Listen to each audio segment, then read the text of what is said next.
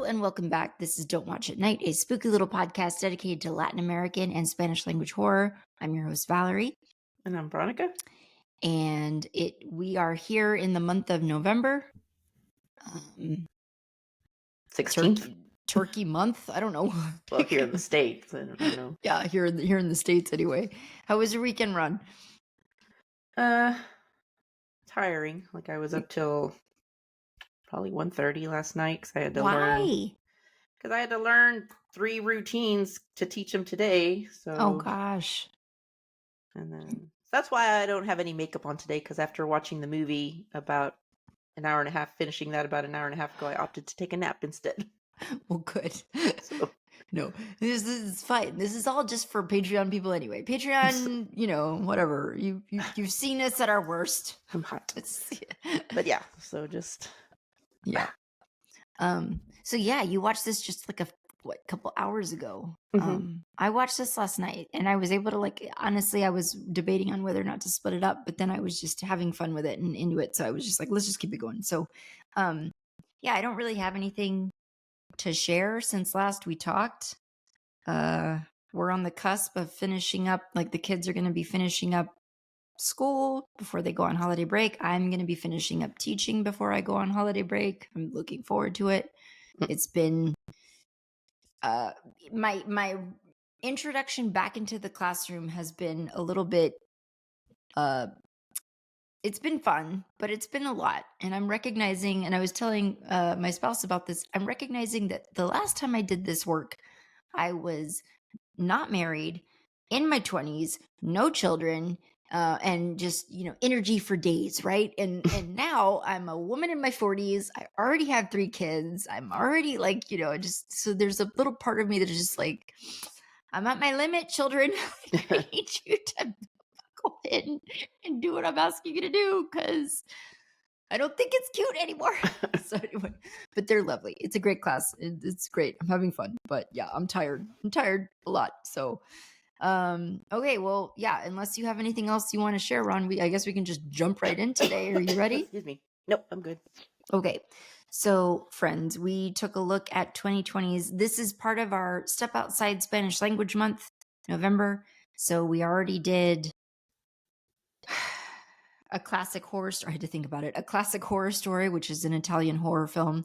This week, we're taking a look at an Irish horror comedy, which I'm very excited about because I've been wanting to dabble into Irish horror for a while now. And Veronica and I have been looking at different, articles that come up here and there talking about Irish horror and the moment that it's having. So it's excellent.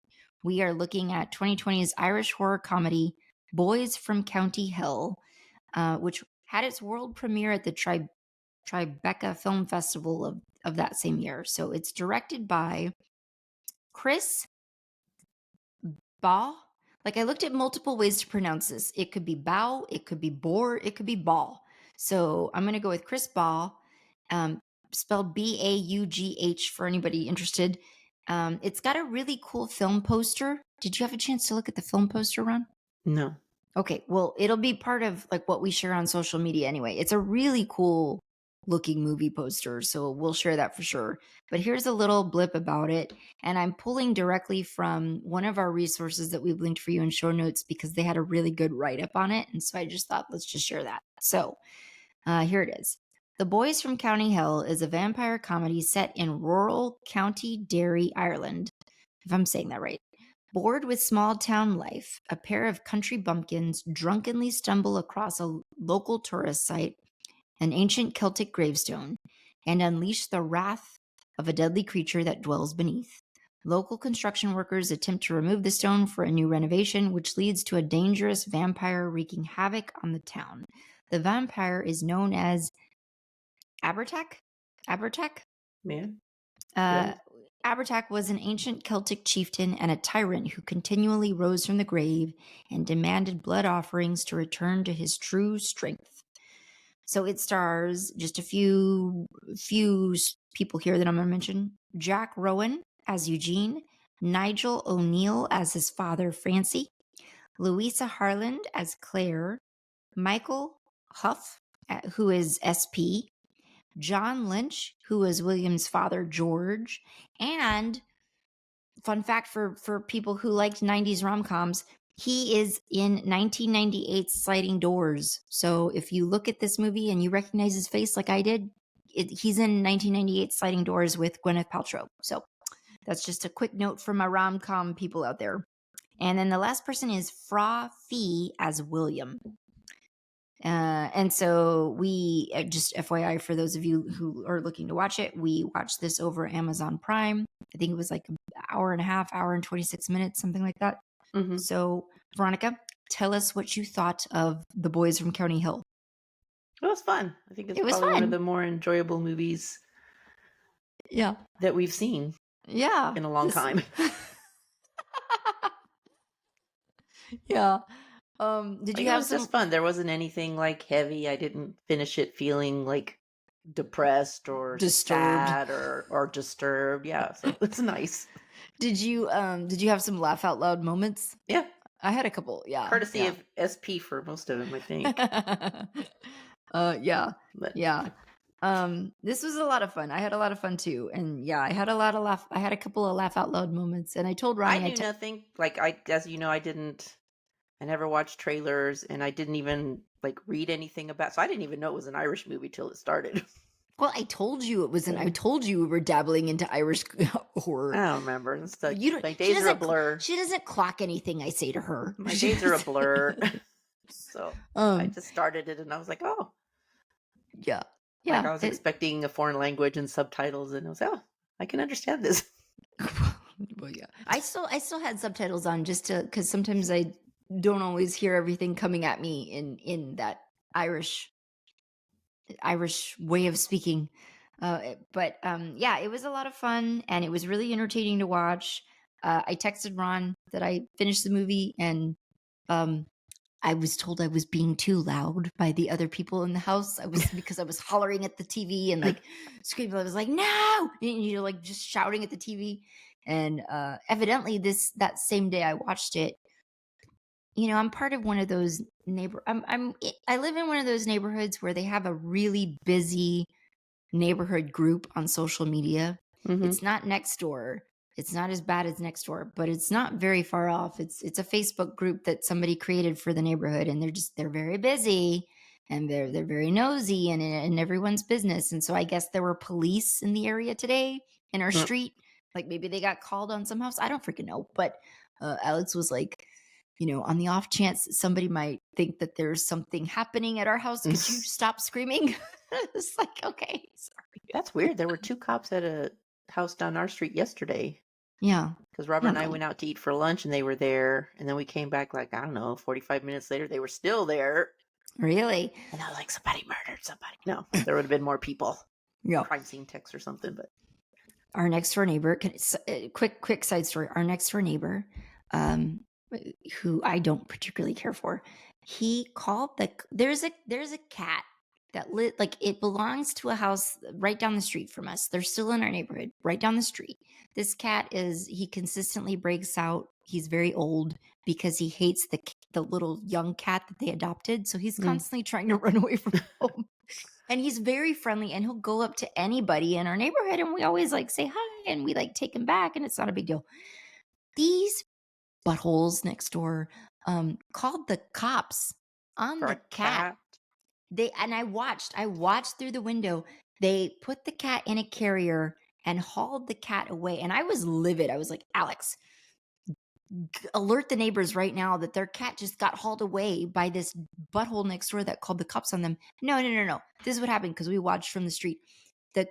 Because the cat had a collar with tags. Like all he had to do was look at the tags and call the number on the tags. But no, he called the police on this cat. So the cop takes the cat in the carrier, drives the cat down the street, stops, parks the car, returns the cat to the owners. And I'm like, are you freaking kidding me? Are you kidding me? They should have cited that. They should have issued a citation to that guy for calling the police for a cat. And this is one of those people, I'm just going to say it out loud for everybody this is one of those people that we live next door to who constantly rants about the state of the world and how we've lost all sense of community and yada, yada, yada. This is one of those people, I guarantee it, who is like that. And yet what's the first thing that he does? He doesn't connect with community. His neighbors right down the street, no. He calls the cops on them. I was so pissed. I was like, it's a freaking cat. It's an old degenerate cat. Like let him live its life. Anyway, I lost my train of thought. I was too pissed about the cat. So yeah, a lot of fun. And let's see. I don't know. There's a lot of fun moments worth talking about. But were there any, just right off the cuff, were there any like standout things that? Well, I didn't have to, because obviously, as I said, I opted to take a little nap after finishing the movie. So, but I was like, at some point early on when they're telling the Canadians who love to wear maple leaves on their clothing, apparently, we're visiting the cairn of stones where this Abhartek is supposedly buried. And they're telling them the story, and they said, like, was Bram Stoker Irish? Like, Yes. and he's an Irish author. And this story about Abhartek, like, that was the first, what did they say? The first story of a blood-sucking vampire. Like, was any of that true, or was that just made up for the movie? No, that's real. That's real. So the I was going to look it up, but yeah, the legend of Abhartek or Abertak, however you want to say it, it is real. It's sometimes depicted as a dwarf in Irish folklore, but it's real, and there are a lot of scholars who believe that was more of an influence on Bram Stoker's Dracula than even Vlad the Impaler. So this is kind of cool, and I really, that was one of my talking points. Like, I really enjoyed that they wove this story around that, because that's really neat. Hello, we love folklore horror, so yeah, I thought that was kind of cool, and like so it totally doesn't conform to our modern understanding of vampire lore. So, like, nothing kills this thing, apparently. Yeah. Except not daylight, nothing. Not a stake, not having your heart ripped out of your body like poor Charlie. Yeah. Well, decapitation doesn't work. We'll get to that. Yeah, those were some of the laugh out loud moments where I'm just like, it was over the top and fun. It was a real thing. Okay, good to know. I will say I enjoyed. So part of what this lore is here within the context of this film anyway, is that he's not a blood-sucking vampire. It's just literally like he will drain the blood from people that he's in close proximity to. He's that powerful. And so I enjoyed, like, the opening scene of this movie is an elderly couple sitting in front of a television talking, and then we just start to see blood dripping from like every orifice of their bodies, basically. So it's like blood dripping from her nose, blood dripping from his eyes, his mouth, like ears. They're just they're just being drained of blood. And then what we get from that is like text on the screen letting us know, okay, 2 months prior, here's what happened.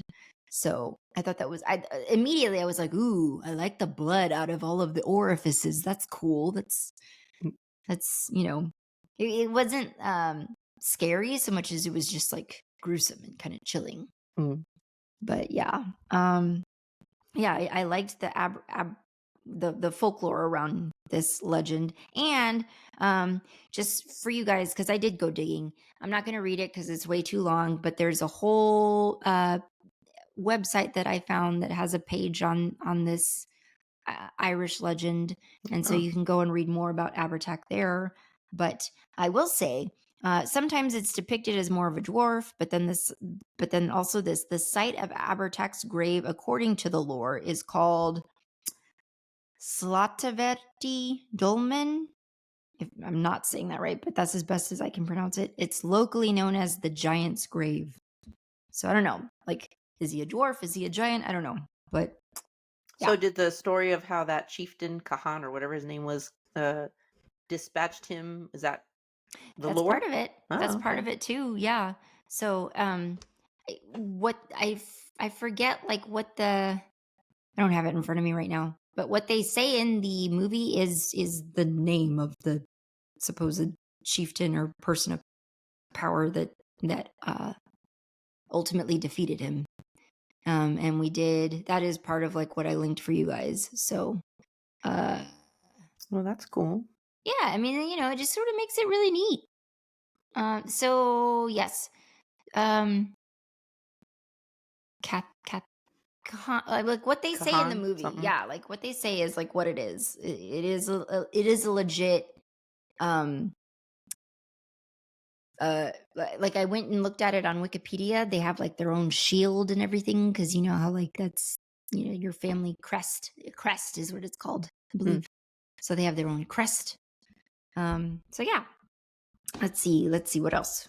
What were some of your other I mean, talking about the like Charlie, for instance, some of these death scenes, those were some of my favorite moments. Like the whole antics of Charlie. Yeah, poor Charlie. Okay, so Charlie is the old man that Eugene brings onto the job site for the project, and so like for night security, so to be a kind of. And I thought he gets turned, quote unquote, and I thought the way that they have to bring him down was hilarious to me, just because it's just like I don't know. Well, when he's like, they've like knocked him into the ground with that big old pole, and then he's like pulling himself up. First, they skewer him, right? And so like his heart is literally outside of his body, and so you think, okay, that's gonna be it, right? And stake through the heart. Nope, doesn't work. No, yeah, and then they throw him into the ground, and he's like pulling himself off his stake, and that's when one of them is like, "Christ, what's it gonna take?" Yep. Well, the first probably funny part. When was it? Oh, I mean, that was all funny, but like the first moment that actually I think kind of laughed out loud was that's happening, and then Claire dumps the dirt on him, and so they think okay, and rocks and whatever. Okay, they think okay, done, taken care of, and then all of a sudden Abhartek's foot like comes out of the ground, and SP's like, "F this, I'm out." Takes off, and I was like, "That's the smart thing to do. That's what everybody in a horror movie should do. Just F this, I'm out." I did also laugh. So when Charlie first comes out of the office with the skewer through his heart, and his heart's like outside his body, I did I did full on laugh out loud when Francie goes, "Is that my new pole?" Oh yeah, that part. Is that my new pole? So, yeah, it was funny. It was good. It was good. Was there anything else in that Charlie death sequence that stood out to you? When Charlie does that, William's already dead, right? What do we want to say about William and his passing at the cairn? Is that how you say it? Cairn. He gets like killed by a wild boar, essentially, or a bull or something. I couldn't make out what it was. I was like, what the hell is that? I don't know if it was a boar or a bull because it was really dark, but what's described in some of the stuff we linked for you guys is like a boar, but yeah, it looked huge. It looked like a bull. It looked like a cow of some kind. It's very dark, so it's hard to tell. Well, kind of unexpected for him to go out, I guess, that way. I thought he was going to be around a little bit longer. Yeah. And his father... He never made it to Australia. His father, George, is like the undertaker in the community. So, his father owns the farmland where the cairn of Abhartek's cairn, right? Which has been like that land. Found creepy. You probably would have dug it, but I would have loved it. But like, I'm the guardian of the cairn. Like even now, if you skip to the end and where he's buried now at the end of the movie, I don't know that I would want to live here because at least before you could say you didn't know if it was true or if it's just a pile of rocks, with a urban legend around it. Now you know what's actually under there, and I would not want to live there. I mean, it does make you think twice, doesn't it? I was thinking about that at the end of the movie. It's like if I moved into a new place of residence and I saw a big giant pile of rocks, I wouldn't assume something was buried there. I would just assume, oh, okay, these are rocks we can use for various projects around the yard, and I would just start pulling rocks. Mm-hmm. So now I'm like, nope, I'm not going to touch a pile of rocks. Oh, and the other thing when, because Eugene, who, by the way, I think it took me 30 minutes into the movie before I even knew that was his name, because I don't think anyone had said his name up to that point. Yeah. But anyway, Eugene, he apparently inherited the home of his mother, who it's implied, I guess, that she took her own life, maybe. Mm-hmm, mm-hmm. Yeah, that's what I got the vibe. So he's inherited her old family home, which has seen better days. Yeah. It's in disrepair. And he's working out in the shed or something, and he finds a human skull. And he's like, curiously not affected by this. Like, I would be like, "What the hell?" And he's just very blasé about it. Meanwhile, I saw it and I was like, "Ooh, that's cool. I want that for my collection." I was like, "This is a crime scene," I know, I know, and everyone seems to be of the mind there that it's just like, well, there's probably stuff like this buried all over. Which I mean, sure, which I it might be, suppose, but it also but might be a murder victim that was, right, buried in the property. And he's yeah, just all like, yeah. leaves it on the on the dining room table, and while he showers, and Um, yeah. I was like, dang, what What does was it I take to gonna? shock you people? And that's the thing. It's like these people are very. It's a small community. It's very rural. These are Mhm. hardworking, blue collar esque type people. The local pub in the community is called the Stoker, as a nod to Bram Stoker, I'm sure. And so it's just like there's nothing to do but go to the pub, and that's it. Mhm. And so, um, yeah, William was going to be on his way out. He was going to be going to Australia, and he was going to like get out and actually See the see life world, outside see of something of the world their outside of, community. what is it called? 6 Mile Hill 6 Mile Hill, is the yeah. name of their little community. Which, I read, just a little off topic a little bit, but not really. Um, I, I'm currently reading a contemporary murder mystery series that's set in County Cork, Ireland. I don't know if County Cork is a real place Ooh, in Ireland or if it's a yeah. fictional place. But I kept thinking through this whole movie, I was like, oh, I wonder if, those characters are wandering around out there Is it a in modern Ireland. I day? would like to visit Ireland. Oh yeah. It's beautiful. Like, Mm. and you do get some shots of the countryside there, and it's beautiful. It looks beautiful. Uh Vampires aside, but Can I tell you, as a side note, and we may or may not edit this out. We won't for the video episode, so Patreon people have fun. But Alex's offices at one point, I think they still do have a Dublin office, hmm. and so like at one point we could have transferred, we could have gone and lived in Dublin, and they don't do that anymore. We can't do that anymore. But I'm like, man, we could have left and lived in Ireland. There aren't any Hispanic people in Ireland. No, there probably are. There Have you might seen be. have you seen the wave of TikTok videos, Veronica, of like Spanish speaking, like Hispanic people in the UK and Hispanic people in like Scotland and places like that? Mm-mm. Or like black people, like black, though there's like a whole, like, I don't know how I got on it, but there's like a whole range of TikTok videos of like black, Scottish people and Hispanic people in the UK and like, all these places where you wouldn't expect. And so like Americans here, like black Americans and Hispanic Americans were like, what? They make them in Scotland too. They make them in the UK too. Yeah. Yeah, it's pretty cool.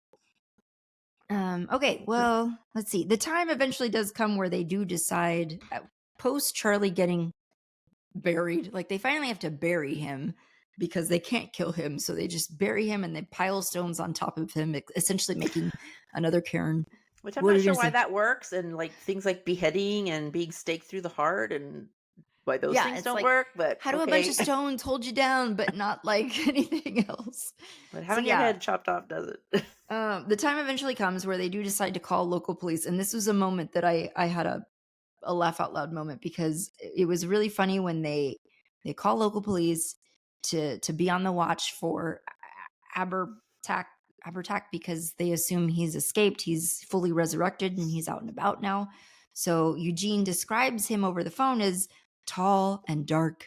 And the cop goes, "That's not a crime, Eugene, and we are a welcoming community." And I was like, okay. I thought that was funny. It was a nice touch. It was a nice That was touch. funny. Did you anticipate? He is dark. He was dark. He was just like all dark bones. He is tall and dark. Did you anticipate the way that William? Did you anticipate him getting turned? Honestly, when he gets killed by the boar, Um. I don't know that I didn't. Well, no, because I'm still assuming that I'm still with my modern Dracula folklore thinking that you have to be bitten to be Right. turned, and I just was figuring that his blood was seeping into the ground, and maybe that was going to give Abhartek the strength to break free of Yeah. his cairn. But yeah, I wasn't expecting him to be turned. Yeah, because like when we do see when we do see the first time that William is at the cairn and like he's fighting, I don't know what he's doing, but like they're roughhousing and he falls against the stone and kind of gets a little bloodied. And so you think, oh, that's interesting. And the cameras make a point of showing that. But then when he gets, mauled by the wild boar or whatever it is, um, yeah, you see the blood like draining from him and draining, and Eugene sees the blood like seep into the ground, like it's being Mm-hmm. sucked down beneath the ground. And so you think, okay, that's going to resurrect Abertac, and then Abertac's going to come after William. But that's not what happens. And so I didn't see it coming at all. And I did kind of appreciate the way that the story ties it in, is like it's not a bite that does it, it's the stones themselves. Mm-hmm. I don't really, I don't know. I haven't, Yeah, I like I don't said, know. I didn't fully read the myth on Abertac. So I don't even know if that part of it is real or if that part of it is just sort of heightened for this film. But Mm-hmm. it's an interesting concept anyway. And it's different. It's different. Yeah. It's something we haven't seen. So Yeah, basically you have um to throw out all your modern vampire lore out the window yeah. Yeah. because none of it works. What did you think of the good room? That was Explain. kind of like I was like, what was this good room used for before you That's like exactly what I was locked the thinking. I like was like, what a what weird was the name, the good good room room. before? Yeah, it's like, has this always been happening? And that's sort of like what I felt was unfinished to me. And like at the beginning of the movie, I was thinking, because the cairn is on their land, I was Mm-hmm. thinking William's family must have special guardianship of this Mm-hmm. space, and so maybe they know something about it. Like maybe they've had to create a good room because this crap happens. But we don't really ever they never really says that, so we don't No. know. And But it's very differently decorated from the rest of the house. It's very dark. It's like a dark, I don't know, burgundy or yeah, like very monochromatic colors shades in of there. red.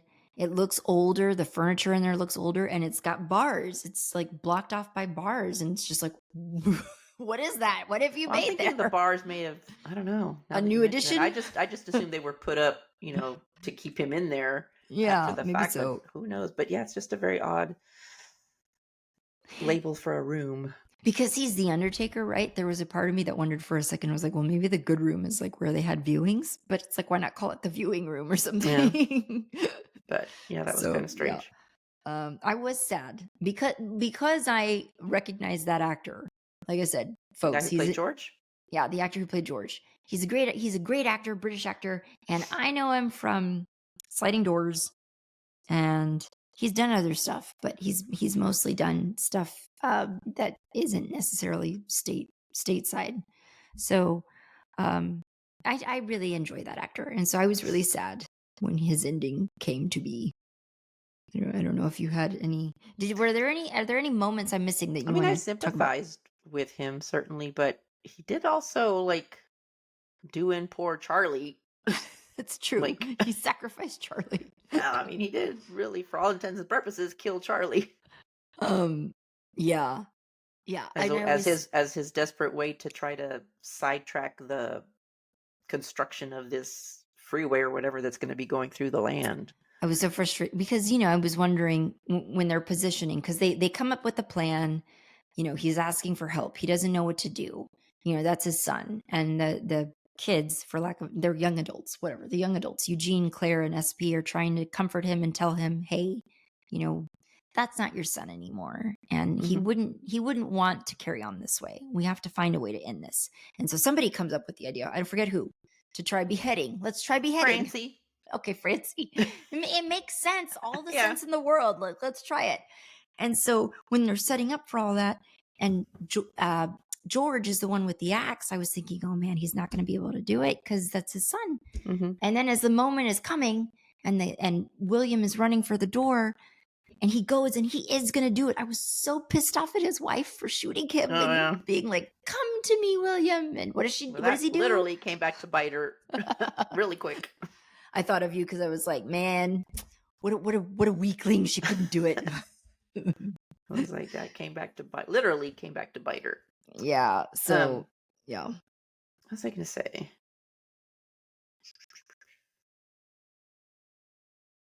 What have you got? No, now the thought has left me. Something you had said triggered something. In the movie, like, Mm.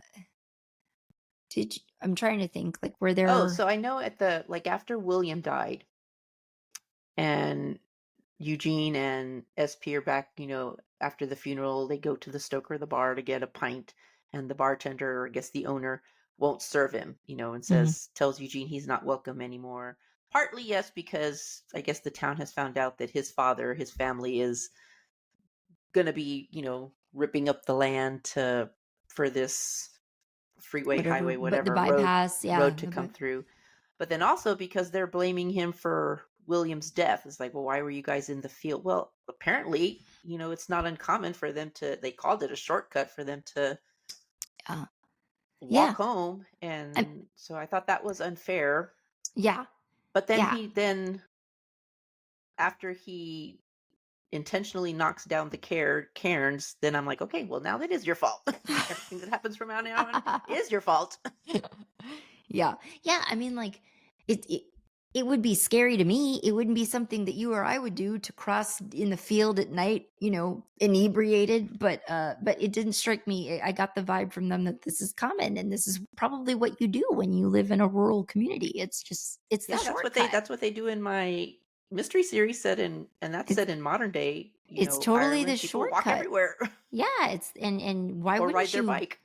As the crow flies, or whatever they say, as the crow Mhm. flies, that's the shorter path. So why not take it? So I mean, I get it. It would, I wouldn't do it because I'm scared. Like Mm. I'm a little whip. I'd be like, excuse me, there's no lights out here. I can't Yes. see. Where are the lamps? Where are the street lamps? But yeah, um, everything yeah, after the Karens get knocked down, that is Eugene's fault. yeah. I mean, totally. He And thought that all yeah, about. so it is worth noting. So like when he initially knocks down the cairns, and then like the cairns are built back the next day or whatever, a few days later, is George who did that, right?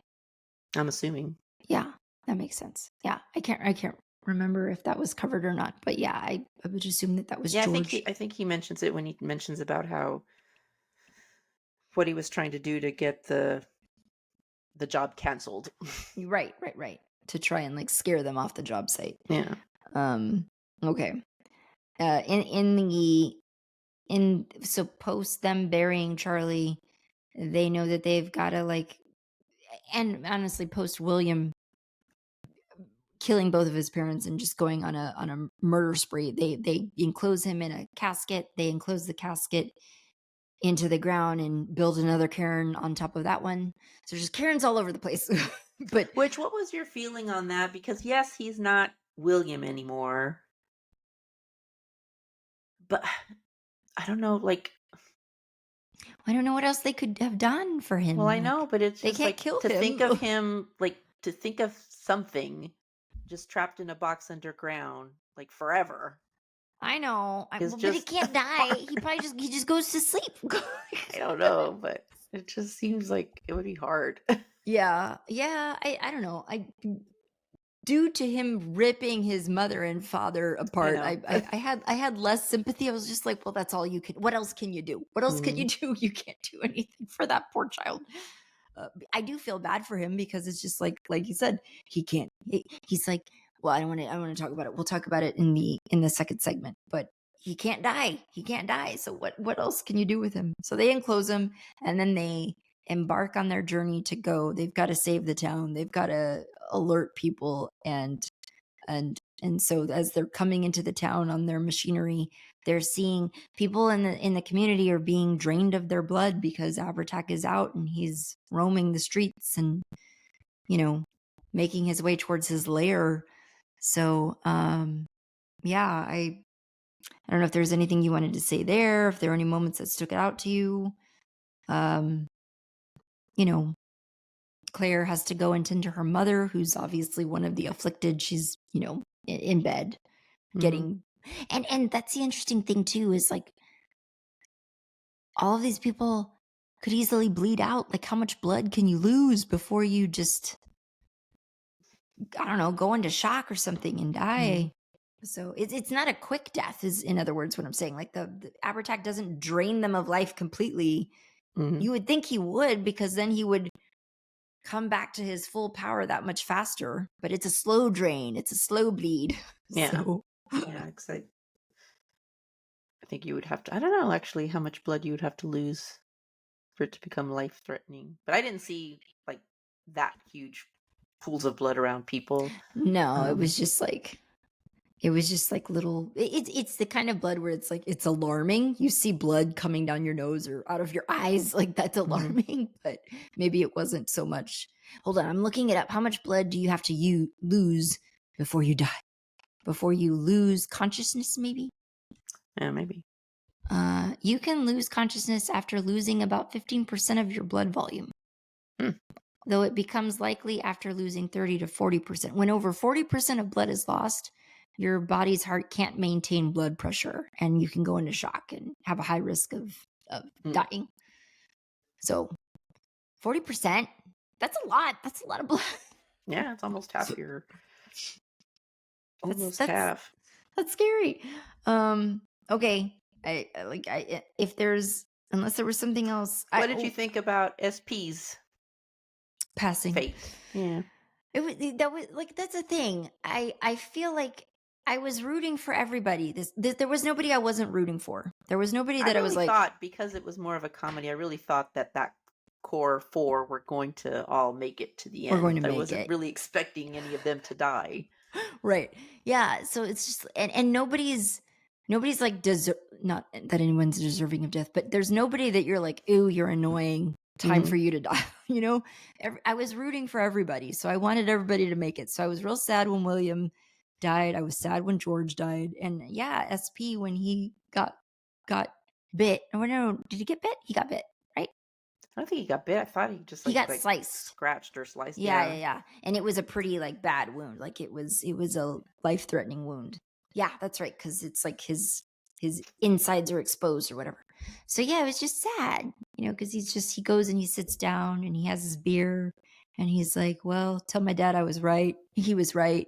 You Mm. know, he always thought I was just going to die in front of the telly with a beer and, you know, at least it wasn't a heart attack. And then he Yeah. dies. It was just like, God.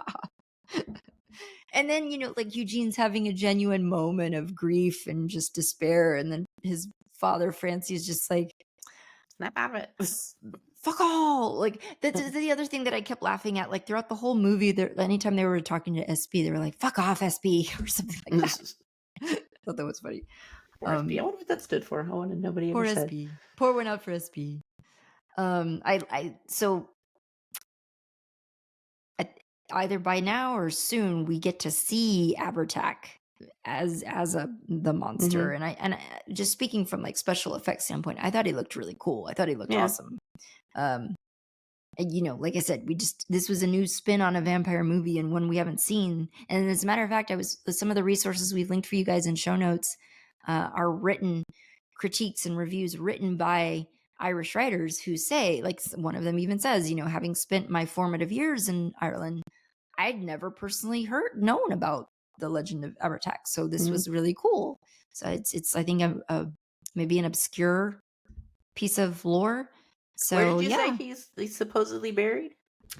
it's a place called So not just on someone's farm. no. I mean I don't know. It's called Slottaverti Dolmen.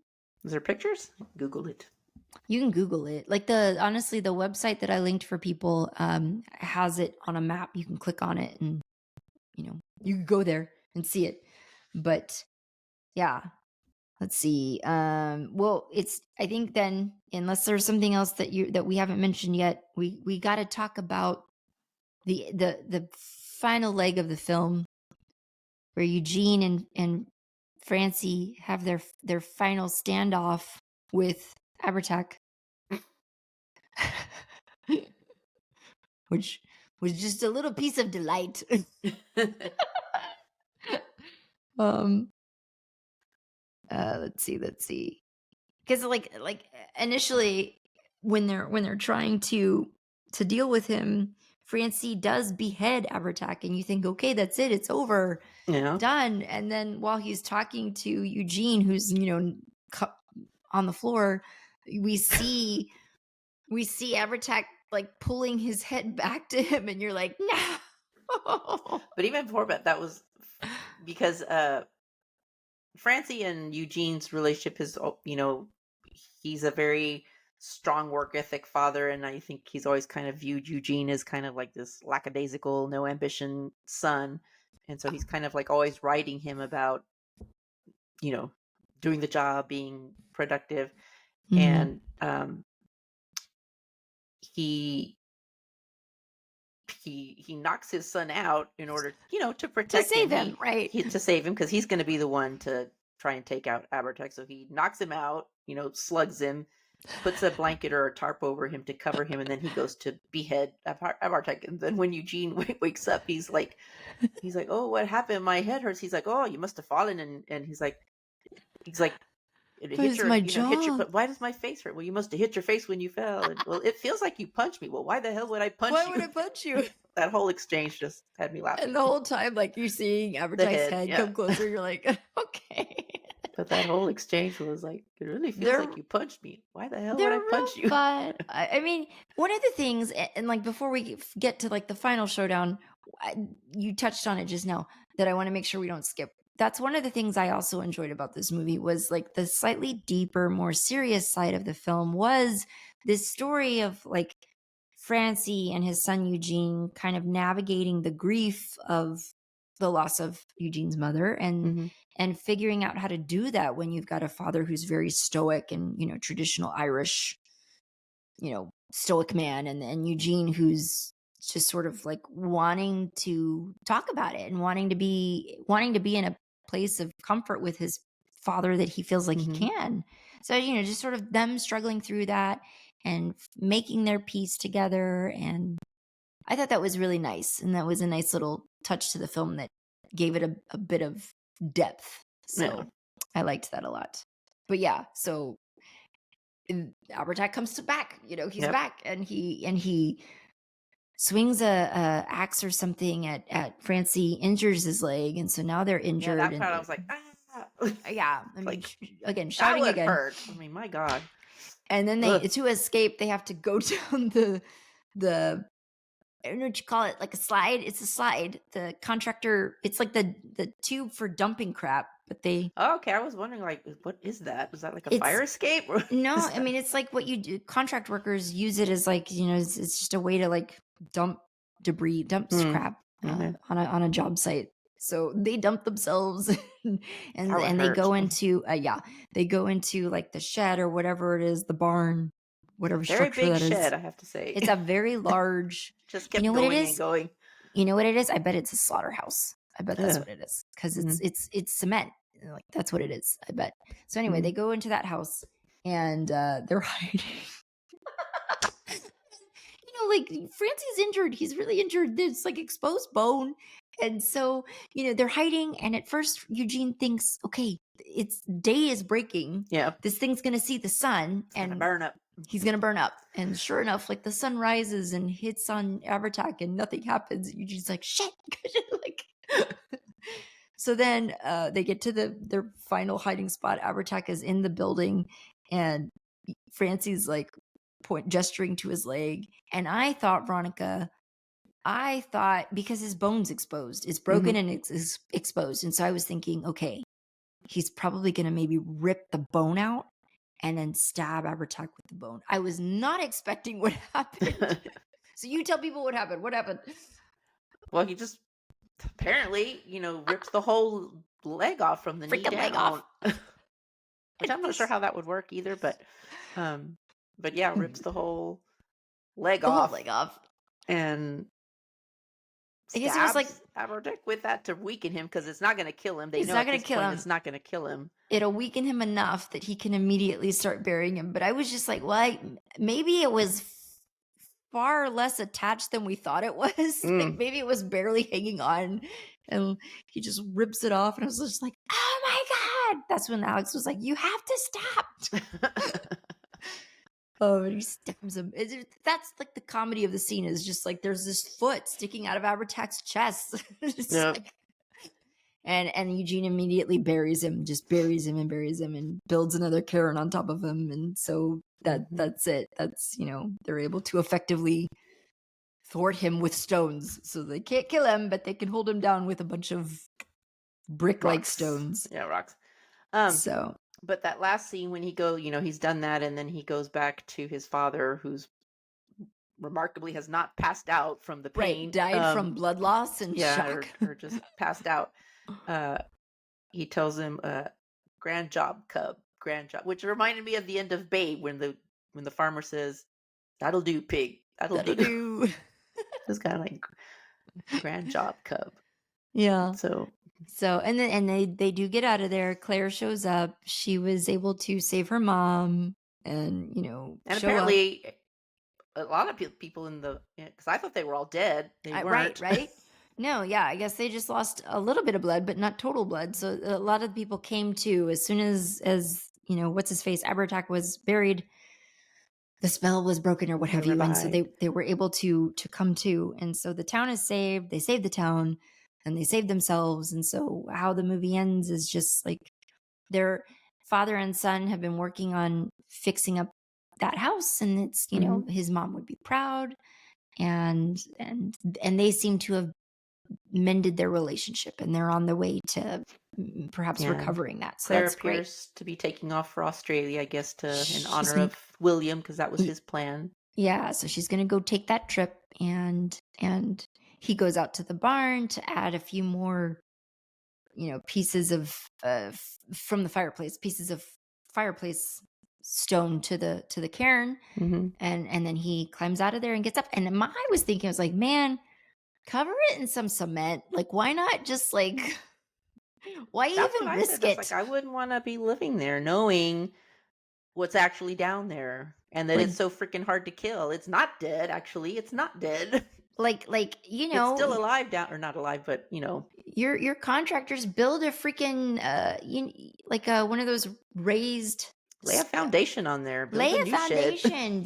You can make your own grave marker, whatever, or headstone, something you can be as ornate as you want to be, shed. but do it in cement so that nobody can ever knock over rocks and release it. Yeah, I would never feel safe unless that thing was encased in cement. I would not live there. But it was all in all. But it does make me wonder now what Eugene is going to do in that little town, because Claire's taken off at least for a year, according to what she said. But who knows? She may never come back. And she may never come back. His two mates, his two best friends, are dead. So, like, what are you going to do in this little 6-mile hill? You do see that moment in the bar where he's just like the one person left there, and it's just like, well, I want you to. I mean, maybe he's happy, but part of me is just like, you should get out too and go have a life. But it was great. Where would you rate this on the light switch scale? I mean, it's not scary. No, it's just really, it was entertaining. I think you can watch this one in the dark. I think it's fun. It's not, it's not, even if you may holler and jump and whatnot, it's not scary. It's just fun. It's kind of in the vein of, what was that movie? Shaun of the Dead? Shaun of the Dead. That's what I was thinking. Kind of in it's that not vein. as like laugh out loud all the time as Shaun of the Dead, but I'm telling you, it's that vibe. The fight scenes and the scenes where they're like trying to thwart a threat, like those are some of the most hilarious scenes in the movie, where I was just like, oh my God. Like, this is ridiculous. And it's stuff you haven't seen. I haven't seen somebody rip off a leg to stab a vampire with it. So it's great. It's good stuff. Okay. Well, I guess unless there's anything else you wanted to say on it, we can move on to the final segment. Just that was a good one. Good pick. Good pick. Did you have any monthly anything you wanted to recommend to people this month?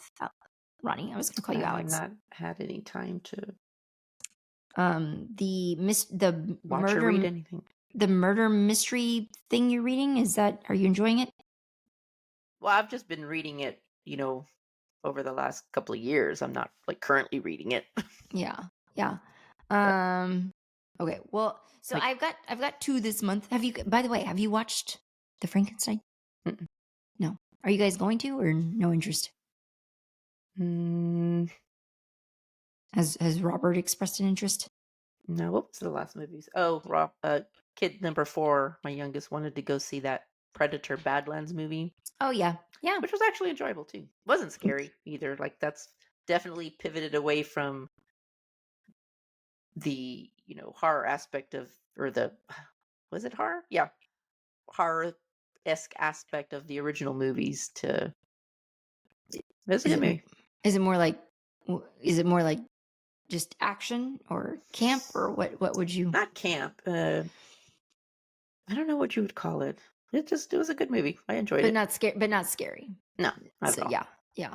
Yeah, I think that was one cuz my kids are the older ones are getting into Predator and so like I think they were going to maybe try to get out to see that one or they at least knew of it. Hmm. So, but we did watch Frankenstein. So my first recommendation was going to be to everybody, and not that you need to hear this from me. Anyone listening to this podcast has probably already seen it, but watch Frankenstein on Netflix if you haven't yet. I've watched it twice now. My older kids have watched it twice with me. They enjoyed it. I enjoyed it. It's so beautiful. There's ups and downs on the internet. Like if you're somebody who is not a fan of anything that wasn't going to be a totally faithful interpretation of the novel, then this might not be totally in your ballpark, but hopefully you can appreciate that Guillermo del Toro has wanted to make this movie like all of his professional career and he did a beautiful job. It's a work of art. It's the visuals alone are so gorgeous. So please see it and at least support But I expect that it's going to be sad, and so would have to be in a it's frame of mind to do that. And I'm sure. very rarely in the frame of mind where I want to be sad. Yes. And I think that you will experience that, but I also think that it's beautiful. It's just beautiful. That means it's sad. So My middle child did I should talk quietly in case my middle child did cry the two times he's watched it. So and my oldest who's more stoic also had feelings, but he keeps that inside versus my middle one wears it on his sleeve. So, but it's lovely. It's lovely. So my other recommendation is more regional and Veronica already knows about it, but I want to make sure we tell you guys, Ronnie and I want to share with you guys, if you're in Texas and especially if you're in San Antonio, we want to let you know that the Krampus parade of San Antonio is coming back. They're going to do it again this year. So we talked about it last year. They had their first annual Krampus parade in San Antonio, and we were really happy for them because they had gotten some kickback from really churchy, ultra-conservative groups in San Antonio that didn't approve, and we were really excited to see them go through with it anyway, and it was a really positive event. So they're doing it again. It's going to be we're going to link an article for you guys that'll let you know day and time, but it's going to be December 5th starting at 7:30 p.m. It will be back in King William District, which is San Antonio's historic German district. So if you can get out there and show them love and support, that'd be awesome. I think it's a Friday, Ron. So I don't know. You should go. You should go. If I can't go with you, you should go. I don't think I've ever been to the Krampus, but yeah, I think I think the boys would like Predator Badlands. It's more like it has more of a theme of like found family. Oh, okay. Is it young people in it? Is it like kids? It's a young, I forget the name of the predator species, but it's like, I don't know, for lack of a better word, he's kind of like, I guess, a runt, like. Wait, is this going to be a movie where I'm like Team Predator? Like Yes. I'm going to be rooting for the really? Okay. I've never seen any of the Predator. It's a hard pivot from the original Predator. I was going to say I've never seen any of the Predators prior, but I always thought that those were the bad guys. But okay. Well, it is a very so it's like a Gizmo situation. It's a very harsh, aggressive species. Like the father has ordered the predator of the movie, the main one, whose name I can't remember, Dak. His name is Dak, has ordered his older brother basically to kill him because they don't. Because he's too small. He's too small. They don't think he's going to amount to anything, and they just don't tolerate weakness in their culture, and so. But the brother saves him, and so it's just kind of a found family, as he sets out on his mission to try to prove himself to his clan. So but it was good.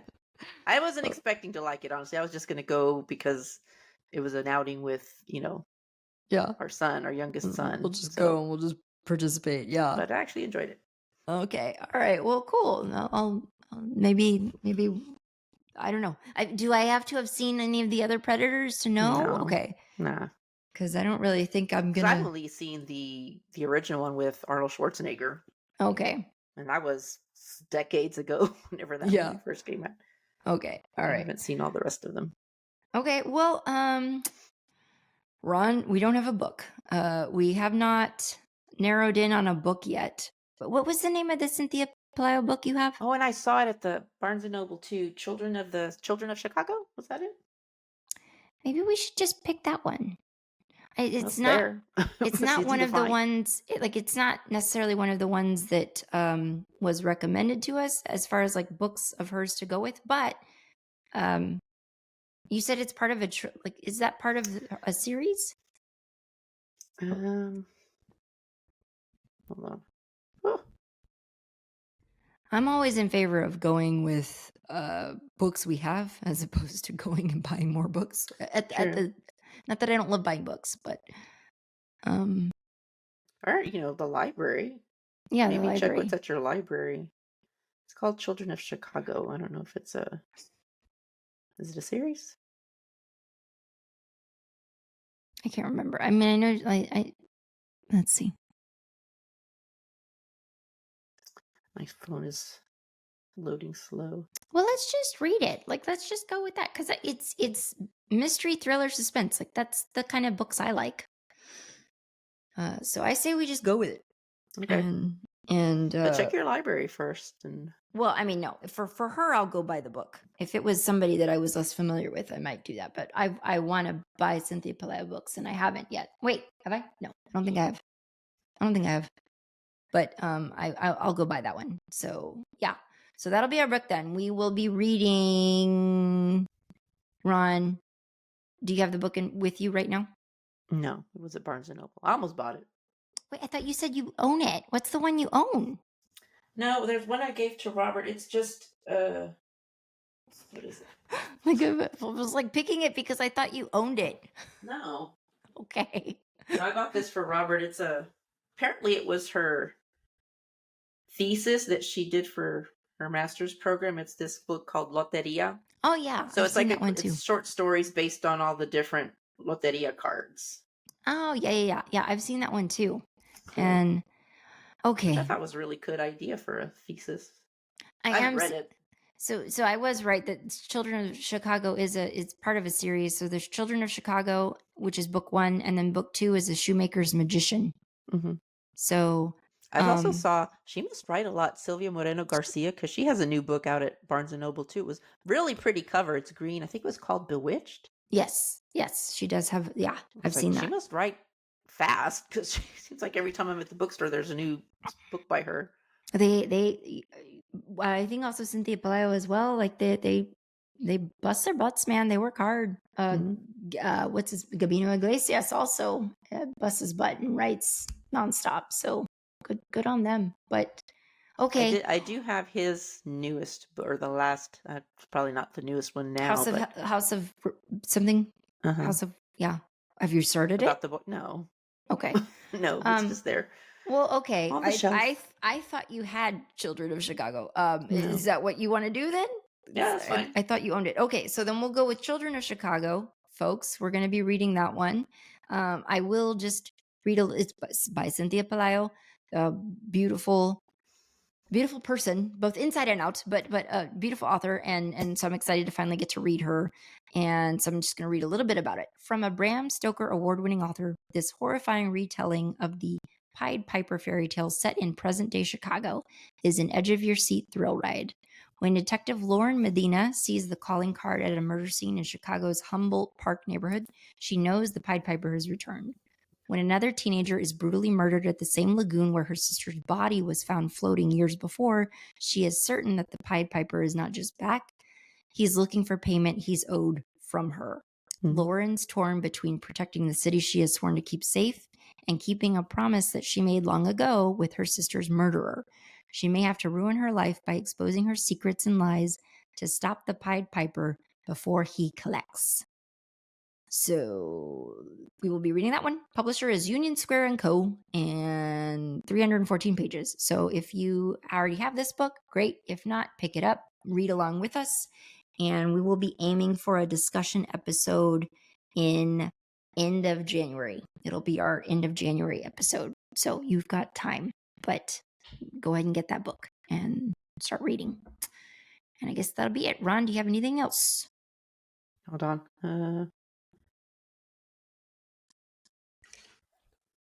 No, never mind. I thought it was something else. Okay. Nope. I'm Okay. good. Okay, well, my friends, so just to let you guys know, we are planning to take at least part of December off because it's the holidays and because Veronica and I just want to take some time to relax, be with our families. So we do have one more episode coming to you before the end of the year, and we will be announcing that movie on our socials. Go follow us on social media if you haven't. But I'm sorry. Let me clarify. We'll have one more new episode coming to you before the end of the year. And then our second episode of December will be something special that we're going to be sharing with you guys from over on our Patreon. So we'll have that coming to you in the weeks ahead. All right. But that's it. Thank you so much for listening. And we will see you next time. Bye. Don't Watch at Night is a Nest production hosted by me, Veronica, and Valerie. Editing by Valerie. Music by Omar Chakor. Production support for this episode provided by Lorenzo Villarreal and Alex Street. Listen to new episodes of Don't Watch at Night every other Monday, and don't forget to give us a rate and review. It's the best way to help us grow.